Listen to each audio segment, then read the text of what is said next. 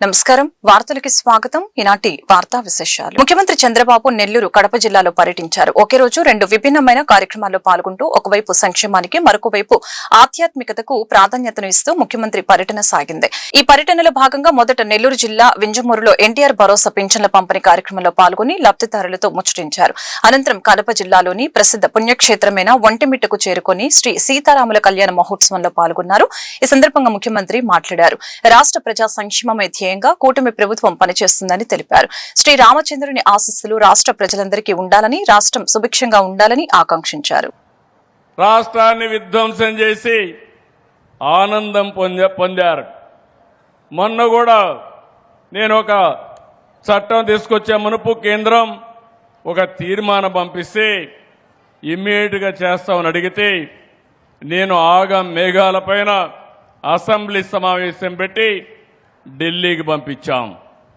Assembly సమావేశాలకు కూడా రాలేదు అదొక రాజకీయ పార్టీ ఎట్లా ఊహిస్తారో మీరు నాకు అర్థం కాల ఇంకా ఎవరైనా ఈ రాష్ట్రంలో వైఎస్ఆర్ కాంగ్రెస్ పార్టీ అని చెప్పుకోవాలంటే సిగ్గుపడాలి తప్ప అలాంటి పార్టీ వల్ల మనకు వచ్చే లాభం ఏమీ లేదని కూడా మరొకసారి విజ్ఞప్తి చేస్తున్నాను ఈరోజు పార్లమెంట్లో కేంద్ర ప్రభుత్వం బిల్లు ప్రవేశపెట్టారు రేపు రాజ్యసభకు కూడా వస్తుంది ఇంకా రాబోయే రోజుల్లో అమరావతిని ఇంచు కూడా కదిలించలేరు అమరావతి ప్రజా రాజధాని అవునా కాదా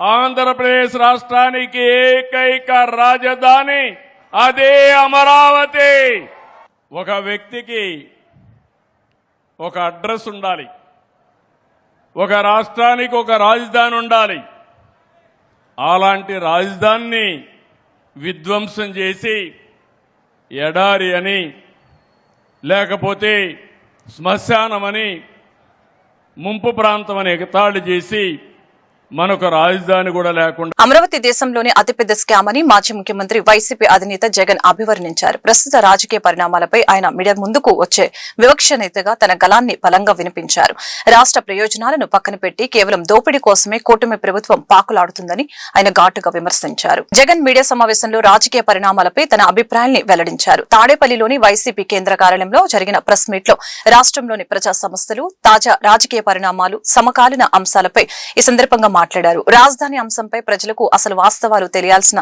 అవసరం ఉందని ఈ సందర్భంగా ఆయన స్పష్టం చేశారు ఆశ్చర్యం కలిగించే విషయాలు అన్ని ఈయనంటాడు భవిష్యత్తులో కూడా రాజధానిని ఎవరు మార్చకుండా చట్టం తెస్తున్నామని చంద్రబాబు నాయుడు చెప్తా ఉన్నాడు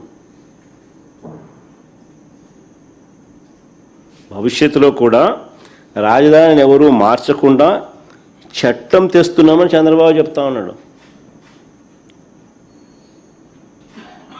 ఇలా అసెంబ్లీలో వీళ్ళు చేయగలేంది మళ్ళీ అదే అసెంబ్లీలో మళ్ళీ దాని మార్పులు చేయలేరా చట్టాల గురించి మాట్లాడే ఈ వ్యక్తి చట్ట సవరణల గురించి మాట్లాడ్డా తెలియదా ఈయనకేమన్నా తెలుసు కానీ డ్రామా ఇంతకుముందు నేను చెప్పినట్టుగా ఈ డ్రామా అంతా ఎందుకు తన అవినీతిని కప్పిపుచ్చుకునేందుకు డ్రామా ఏ చట్టమైనా కూడా చట్టసభ ద్వారా చట్టం చేయగలుగుతుంది చట్టంలో సవరణలు కూడా చేయగలుగుతుంది ఇది అందరికీ తెలిసిన విషయాలే 3 ఏళ్ల పిల్లోడు 6 ఏళ్ల పిల్లోడిని అడిగినా చెప్తారు కానీ చంద్రబాబు నాయుడు ఏదో కొత్తగా ప్రజలకు తెలియనట్టుగా దాన్ని పక్కదోవ పట్టించేట్టుగా దాన్ని ఏదో విప్లవాత్మకంగా తీసుకొని వస్తానట్టుగా ఓ బిల్డప్ దానికి ఒక కథ ఎందుకు అదంతా చేస్తూ ఉన్నాడంటే తన అవినీతి నుంచి టాపిక్ డైవర్ట్ చేస్తుంది నేను సూటిగా చంద్రబాబుని అడుగుతా ఉన్నాను 2014 నుంచి ఇప్పటి వరకు 12 ఏళ్ల కాలంగా 2014 నుంచి ఇప్పటి వరకు అంటే ఆయన 5 ఏళ్ళు మళ్ళీ మధ్యలో మా 5 ఏళ్ళు మళ్ళీ ఇప్పుడు 2 ఏళ్ళు దాదాపుగా 12 ఏళ్ళు కాలంలో మనస్ఫూర్తిగా చంద్రబాబు నాయుడు అడుగుతాను నువ్వు ఈ ప్రాంతంలో ఉన్నావా అని అడుగుతా ఉన్నా మనస్ఫూర్తిగా ఇక్కడ కాపురం పెట్టావా అని అడుగుతా ఉన్నా ఇప్పటికీ కూడా మీ కుటుంబాలన్నీ ఎక్కడున్నాయని అడుగుతా ఉన్నా.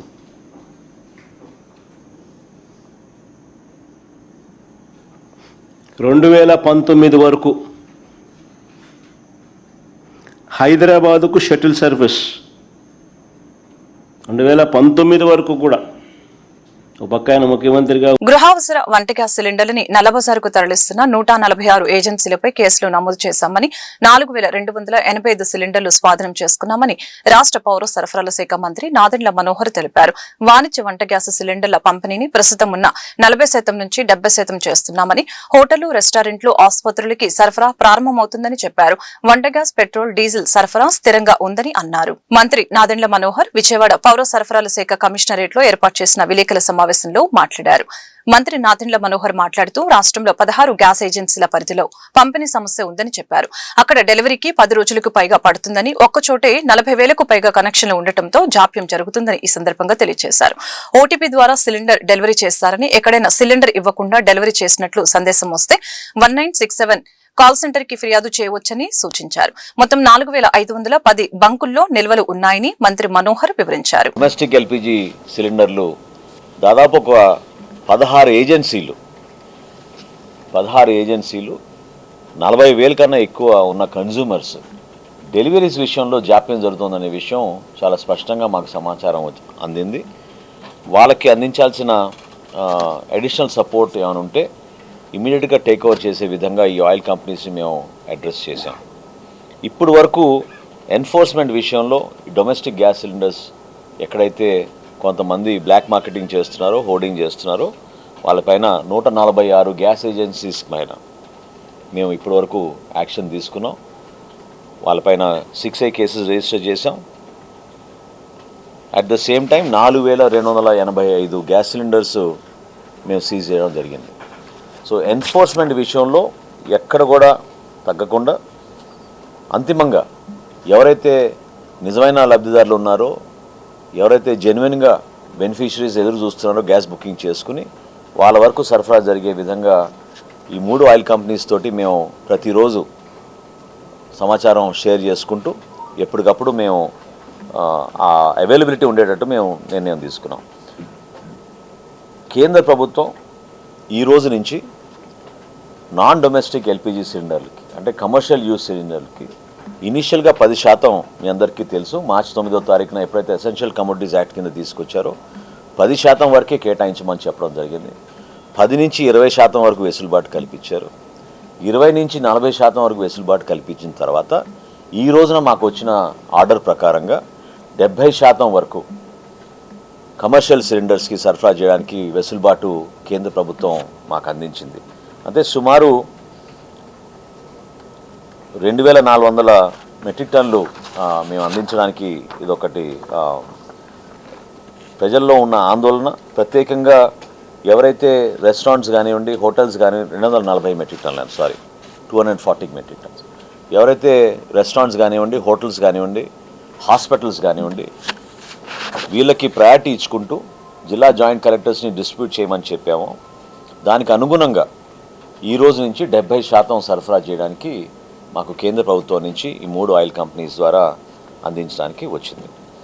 అయితే ఇంద్రకీలాద్రిపై కొలువు తీరిన శ్రీ కనకదుర్గ అమ్మవారి సన్నిధిలో పరాభవ నామ సంవత్సర చైత్రమాస కళ్యాణ బ్రహ్మోత్సవాలు అంగరంగ వైభవంగా సాగుతున్నాయి. ఈ ఉత్సవాలలో భాగంగా ఆది దంపతుల నంది వాహన సేవ కన్నుల పండుగ సాగింది. వేద పండితుల మంత్రోత్సరణలు, మంగళ వాయిద్యాల నడుమ ఆది దంపతులు నంది వాహనాన్ని అధిరోహించి పురవీధుల్లో విహరించారు. మల్లేశ్వరాలయ ప్రాంగణంలో అర్చక స్వాములు మూలమంత్ర హావనాలు పూర్తి చేశారు. కోలాట బృందాలు, డప్పు నృత్యాలతో ఊరేగింపు పాత బస్తీ పురవీధుల్లో కొనసాగింది. ఈ కార్యక్రమంలో దేవస్థానం పాలక మండలి చైర్మన్ రాధాకృష్ణ, ఈవో సీనా నాయకు, స్థానాచార్య శివప్రసాద్ శర్మ, పాలక మండలి, వైదిక కమిటీ సభ్యులు పాల్గొన్నారు.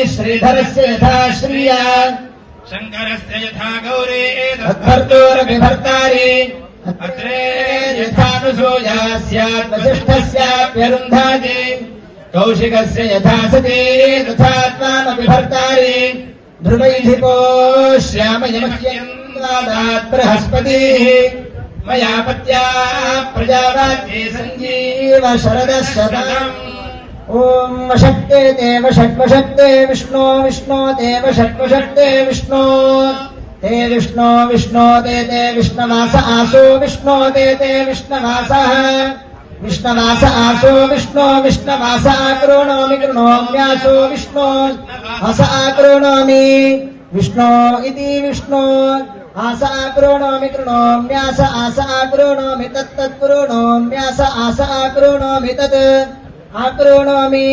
రాష్ట్ర గృహ నిర్మాణ సమాచార పౌర సంబంధాల శాఖ మంత్రి కొలుసు పార్థసారథి పెన్షన్లు పంపిణీ కార్యక్రమంలో పాల్గొన్నారు. ఉదయం 6 గంటలకి నూచివీడు పట్టణంలోని గొడుగువారిగూడెం గ్రామంలో ఇంటింటికి వెళ్లి పెన్షన్ పంపిణీ చేసి వారి యోగక్షేమాలు అడిగి తెలుసుకున్నారు. ముద్ర లోన్లు ప్రభుత్వం మంజూరు చేసిందని 2400 మందికి 24 కోట్ల రూపాయలు మంజూరు చేశామని ఈ సందర్భంగా మంత్రి తెలియజేశారు. ఈ కార్యక్రమంలో వివిధ శాఖల అధికారులు, కూటమి నాయకులు, కార్యకర్తలు పాల్గొన్నారు. పథకం కింద కూడా లోన్స్ వస్తున్నాయి. మన వాళ్ళు ఎవరైనా పెట్టుకుంటానంటే ముద్రా పథకం కింద కూడా లోన్స్ 24 కోట్ల రూపాయలు ఇప్పించారు 2400 మందికి. సో మీరు ఏది కావాలన్నా కూడా ఉపయోగించుకుని నన్ను అడగండి. ఏదైనా కావాలంటే తప్పకుండా మీకు ఇది చేపిస్తాను నేను. మన సహకార సంఘాలు ఉన్నాయి ఇక్కడ లేవా? అంటే రాష్ట్ర వ్యాప్తంగా అంటే ఇక్కడ పాపులేషన్ కంచికచర్ల మండలం పరిటాల సమీపంలోని అమృతసర్ ఇంజనీరింగ్ కళాశాలలో స్కిల్ లాటెన్ 2026 లో భాగంగా మొదటి రోజు స్టాటిస్టికల్ సిమ్యులేషన్స్ పై విద్యార్థులు డెమాన్స్ట్రేషన్ చేశారని secretary and correspondent K Ramamohan Rao తెలిపారు. ఇటువంటి కార్యక్రమాల ద్వారా విద్యార్థులు వారిలోని విజ్ఞానానికి సృజనాత్మకతను జోడించి నూతన టెక్నాలజీలను రూపొందించవచ్చని తెలిపారు. అమృతసర్ ఇంజనీరింగ్ కళాశాలలో స్కిల్ లాటెన్ 2026 లో భాగంగా విద్యార్థులు స్టాటిస్టికల్ సిమ్యులేషన్స్ లో మొత్తం 40 రకాల అంశాలలో వారి నైపుణ్యాన్ని ప్రదర్శించడం జరిగింది. Secretary and correspondent K Ramamohan Rao, principal doctor M Shashidhar మాట్లాడుతూ కళాశాలలో అకాడమిక్స్ తో పాటు జాబ్ ఓరియంటెడ్ ట్రైనింగ్ ఇస్తున్నామని చెప్పారు. Artificial intelligence and machine learning నుంచి డేటా సైన్స్, సైబర్ సెక్యూరిటీ మరియు స్మార్ట్ సిస్టమ్స్ వరకు ప్రతి ఆవిష్కరణలో స్టాటిస్టిక్స్ ముఖ్య పాత్ర పోషిస్తుందని ఈ సందర్భంగా తెలియజేశారు. ఉత్తమ ప్రతిభ కనపరిచిన విద్యార్థులకు కళాశాల యాజమాన్యం మెమోంటోలు, బహుమతులు, సర్టిఫికెట్స్ అందజేశారు. Suggests that the average height is 5 feet, but how do we test this assumption without measuring everyone in Delhi? For this we take small groups, let's say 1000 people as a representative sample, ensuring it represents the largest population in Delhi. Now using data from this sample, we test our hypothesis. If the data from our sample suggests that the average height in Delhi is 5 feet, we draw our conclusion. This entire process known as hypothesis testing. Outcome could be either accept the null hypothesis or reject the null hypothesis.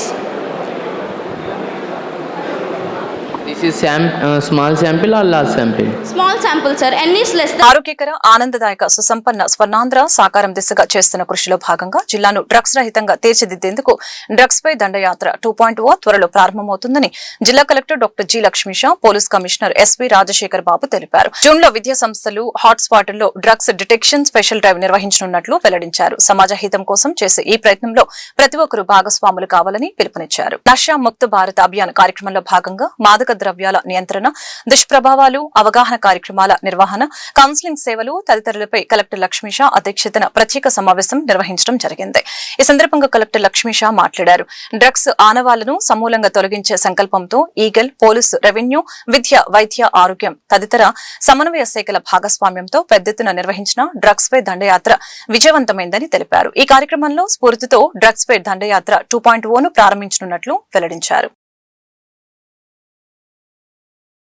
2024 ఎన్నికల్లో ప్రజలకు ఇచ్చిన super 6 హామీలను అధికారంలోకి వచ్చిన వెంటనే అమలు చేస్తున్నామని ప్రభుత్వ సెంట్రల్ ఎమ్మెల్యే బోండా ఉమామేశ్వరరావు తెలిపారు.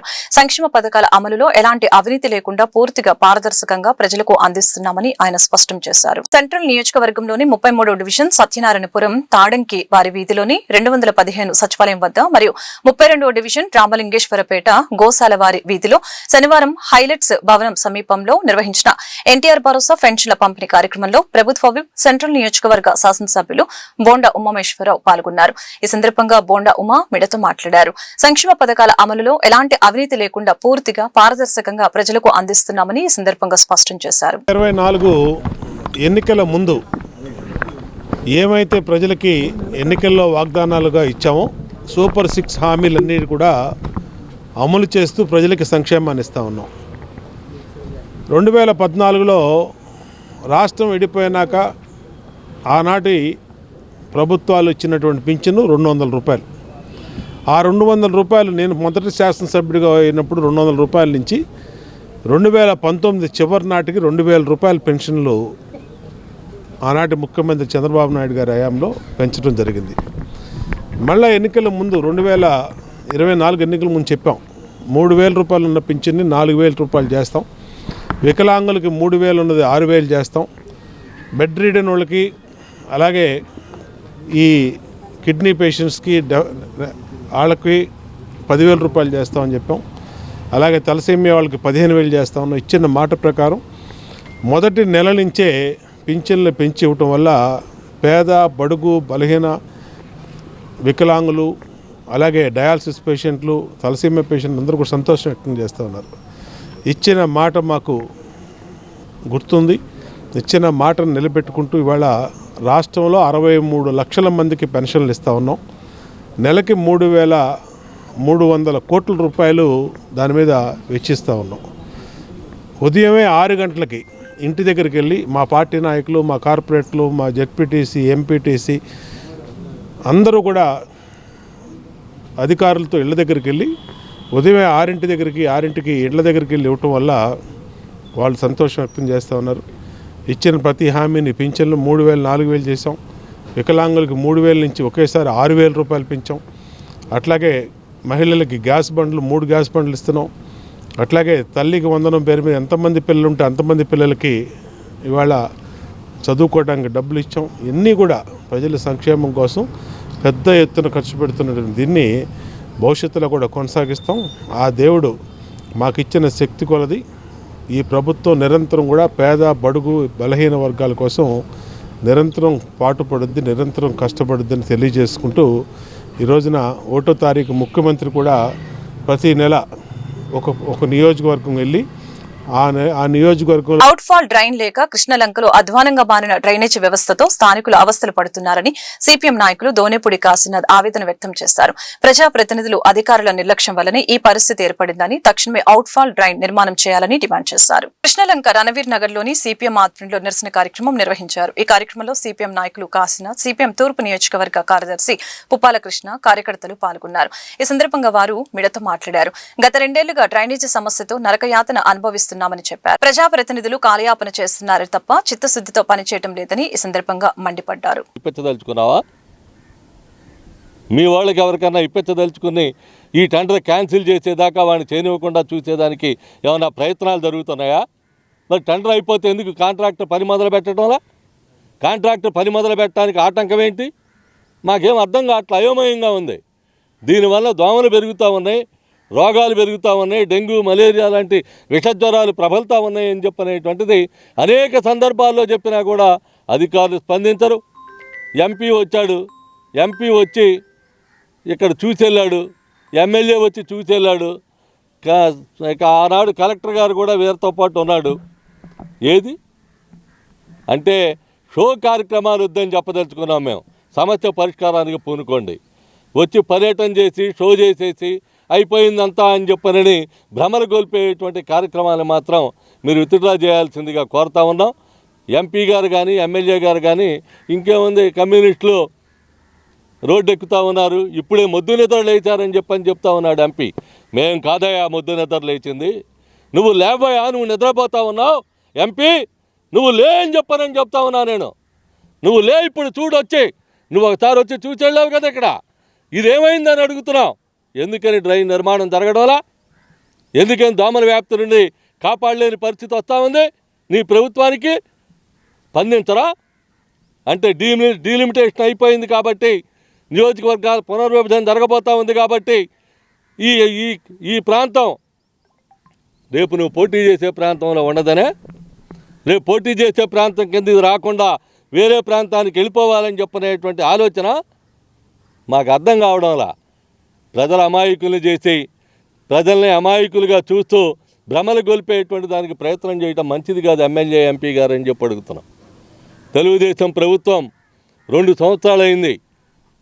డ్రైన్ అవుట్ఫాల్ కట్టి అయిపోయిన తర్వాత, రిటైనింగ్ వాల్ అయిపోయిన తర్వాత డ్రైన్ నిర్మాణం చేపట్టడానికి 2 సంవత్సరాలు పడుతుందండి. ఇక్కడి నుంచి భూపేష్ గుప్తా నగర్ పెద్ద పెద్ద గుంతలుగా మారి డ్రైనేజ్ అనేటువంటిది మనిషి లోతు దాటిపోయి ప్రమాదాలు జరిగేటువంటి పరిస్థితి. ఆ మురుగునీరు వలన క్రిమి కీటకాల రూపంలో ఇక్కడ ఉన్నటువంటి ప్రజలందరూ కూడా అనారోగ్యం పాలయ్యేటువంటి పరిస్థితి వస్తూ ఉంది. కాబట్టి మీరు వెంటనే తక్షణమే అవుట్ఫాల్ డ్రైన్ నిర్మాణం చేయాలని చెప్పేసి ఇక్కడ ఉన్నటువంటి ప్రజలందరూ ఎమ్మెల్యే గారిని, ఎంపీ గారిని అడగడం జరిగింది. ఆ సందర్భంలో కూడా మాటలు దాటివేస్తూ రాబోయే కాలంలో ఇప్పటికే టెండర్ శాంక్షన్ అయింది, రాబోయే కాలంలో వెంటనే పూర్తవుద్దని గత 6 నెలల క్రితం చెప్పినటువంటి మాట ఇది. అంటే ఎప్పుడు అడిగినా, ఏ ప్రశ్న అడిగినా, ఏ సమస్యను పరిష్కరించాలని చెప్పినా ఇక్కడ ఉన్నటువంటి ప్రజాప్రతినిధులు, అది కార్పొరేటర్ గారు కానీ, ఇటు ఎమ్మెల్యే గారు కానీ ఉన్నటువంటి సమస్య ఏదైతే ఉందో అవుట్ఫాల్ డ్రైన్ నిర్మాణం, డ్రైనేజ్ పోవడానికి లేదు, గుంతలు గుంతలుగా మారి దోమలు వస్తూ ఉన్నాయి. గతంలో ఎప్పుడూ లేనటువంటిది కృష్ణలంకలో ఎన్నడూ చూడనటువంటి దోమ ఈ రోజున మొత్తం డివిజన్ వ్యాప్తంగా ప్రజలు గగ్గోలు పెడతా ఉన్నారు, దోమలు నిండిపోతూ ఉన్నాయని. ఇంత తీవ్రమైనటువంటి సమస్యని, కృష్ణలంకలో ఉన్నటువంటి రందివేనగర్ ప్రాంత సమస్యని సంవత్సరాల కాలంగా ఇక్కడ ఉన్నటువంటి ప్రజల సమస్య పరిష్కరించమని చెప్తే ఎప్పటికప్పుడు కాలం దాటవేసేటువంటి ప్రయత్నమే ఈరోజు ఎమ్మెల్యే గారు కానీ, ఇక్కడ ఉన్నటువంటి కార్పొరేటర్లు కానీ చేసేటువంటి పరిస్థితి ఉంది. ఇక్కడ ఉన్నటువంటి సమస్య చిన్న సమస్య, ఇక్కడ నుంచి అక్కడికి డ్రైనేజ్ వాటర్ పోయడానికి కూడా మీరు ఈ సమస్య కూడా పరిష్కరించలేకపోతే అభివృద్ధి పేరుతో మాటలు చెప్పడం మాత్రం పెద్ద ఎత్తున పెద్ద మాటలు చెప్పేటువంటి ప్రయత్నం చేస్తున్నటువంటి ఎంపీ గారిని, ఎమ్మెల్యే గారిని ఈరోజు అడుగుతా ఉన్నాం. సిపిఎం వాళ్ళు ఏదైనా కార్యక్రమం చేస్తే వాళ్ళేదో హడావిడి చేస్తున్నారని చెప్పేసి మీరు రాక్షస శక్తులపై ధర్మం గెలిచినట్లుగా 5 ఏళ్ల వికృత చేష్టల్ని దాటుకుని అమరావతి నేడు సగర్వంగా తలెత్తుతుందని తూర్పు ఎమ్మెల్యే గద్దె రామ్మోహన్ వెల్లడించారు. జగన్మోహన్ రెడ్డి పాలనలో అమరావతిపై విషం చిమ్మటమే లక్ష్యంగా పెట్టుకున్నారని, ప్రధాని మోదీ నేతృత్వంలోని కేంద్ర ప్రభుత్వ సహకారంతో అమరావతికి పూర్తిస్థాయి చట్టబద్ధత కల్పించే దిశగా కీలక అడుగులు పడుతున్నాయని చెప్పారు. తూర్పు ఎమ్మెల్యే గద్దె రామ్మోహన్ 10వ డివిజన్లోని ఆర్ఆర్ గార్డెన్స్ ప్రాంతంలో పెన్షన్ల పంపిణీ కార్యక్రమంలో పాల్గొన్నారు. పలువురు లబ్ధిదారులకు పెన్షన్లను పంపిణీ చేశారు. ఈ సందర్భంగా ఆయన మీడియాతో మాట్లాడారు. 2014లో చంద్రబాబు నాయుడు నేతృత్వంలోని ప్రభుత్వం విజయవాడ సమీపంలోని అమరావతిని రాజధానిగా నిర్ణయించి రాజధాని కనీస సౌకర్యాల ఏర్పాటుకు కృషి చేసిందని చెప్పారు. ఆ తర్వాత వచ్చిన వైసీపీ ప్రభుత్వం రాజధాని అభివృద్ధి చేయకపోగా నిర్వీర్యం చేసే విధంగా అడుగులు వేసిందని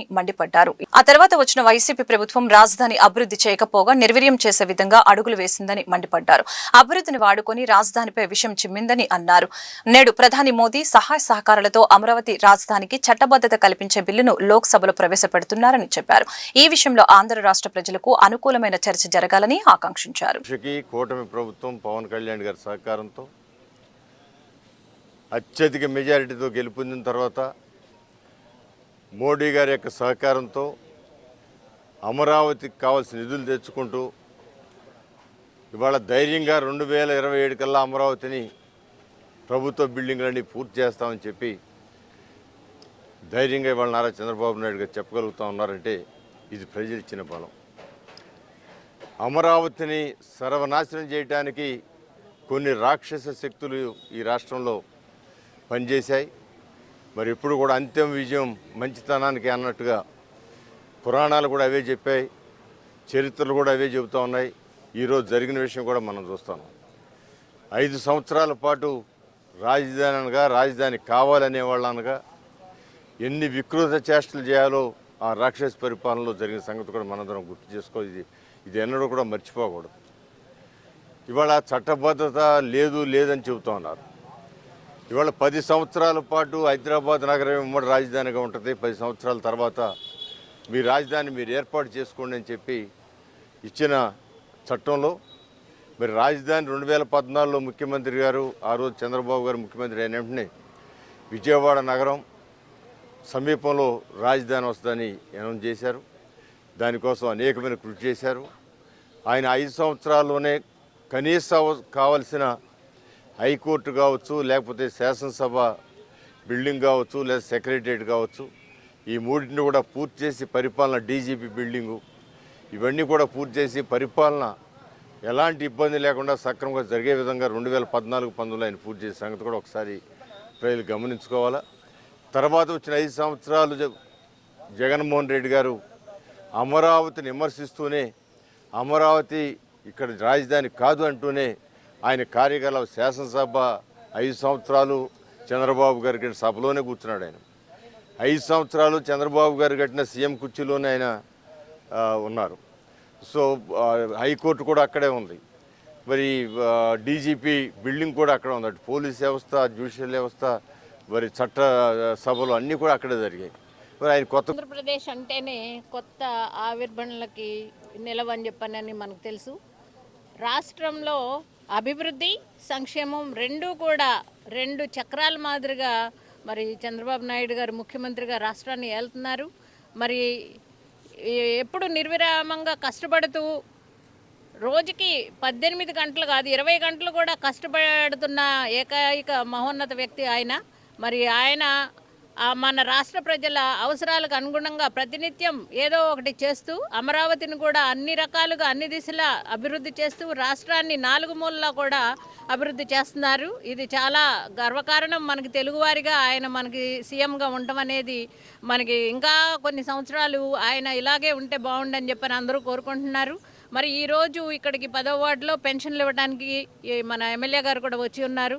ఇక్కడ కొంతమంది ముఠా కార్మికులు వీళ్ళందరూ కూడా ఉన్నారు. వారందరినీ కూడా కలవటం జరిగింది. వారందరూ కూడా ఎంతో ఔన్నత్యంగా ఉంది, మన రాష్ట్ర పరిపాలన చాలా బాగుంది. ఈ వార్తలు ఇంతటితో సమాప్తం. మరొక బులెటిన్ మళ్ళీ కలుద్దాం. నమస్కారం.